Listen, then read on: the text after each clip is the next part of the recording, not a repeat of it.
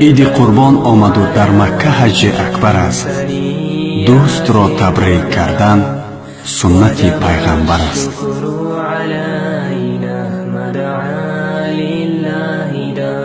با کمال احترام مردم شریف تاجیکستان را با آمد عید سعید قربان صمیمانه تبریک و مبارکباد نموده از درگاه خداوند بزرگ مغفرت گناهان، هدایت و استواری در دین، سعادتمندی دنیا و آخرت را تمنا می نماییم. بگذار خداوند بزرگ از برکات این لحظه های مبارک همه ما را برخوردار بگرداند.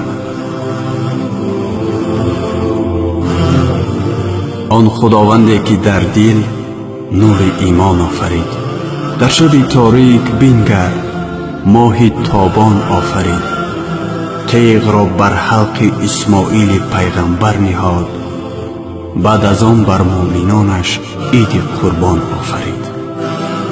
با تمنای عمل شوی آرزوهای نیک همه شما و کل مسلمانان دنیا را به مناسبت عید سعید قربان صمیمانه تبریک و مبارکباد گفته برایتان خوشحالی روزگار، دسترخوان پرناز و نعمت، برای کار و کامیابی های بی‌نظیر، صلح و وحدت و فیض و برکت را تمنا می نماییم. عید سعید قربان مبارک باشد هموطنان عزیز. عید سعید قربان مبارک. عید سعید قربان مبارک.